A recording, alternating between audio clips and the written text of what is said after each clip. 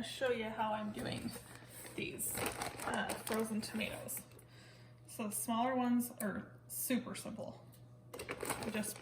These have been thawing. I left them outside last night and it got down to like 19 degrees, so they are a little bit frozen again. I had them thawed, they were in the garage and we were gonna wait for a little bit, so I stuck them outside to get really cold, or to stay cold, and it got really cold last night outside. So I'm just double checking. There's a little piece of skin still left right there. Sorry, my dog is drinking out of his water bowl. But the skins just kind of come right off. I'm finding that these, oh dang it, what were these ones called? I can't remember off the top of my head. They're a Roma type, but it's not a Roma tomato.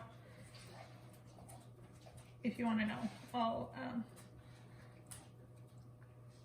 find my seed stuff.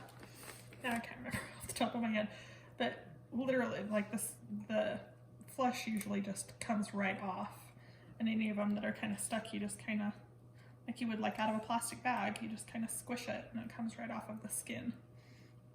So these ones are really cold, so my fingers are actually, I don't know what, when they're this cold, I don't know what's worse, burning your finger or having them this cold. But and then there's some juice, so we'll retain that, but that's all just from the burst capillaries. It's just the juice that was in the tomato. So we'll retain some of that in case we need to thicken up our salsa. We're gonna do salsa tomorrow, but there's still quite a bit of water in that. And that's just one bag. There's still quite a bit of liquid in there, but we'll save some of this liquid to put in there just in case we need some extra. So hopefully that kind of lets you guys know if this is something that you want to do instead of blanching, because they're super easy. Like I said, these there's still ice in there from last night, so these are super cold, so my fingers are really cold, but I think I'd rather have cold fingers than burnt fingers. I can't stand to burn my fingers.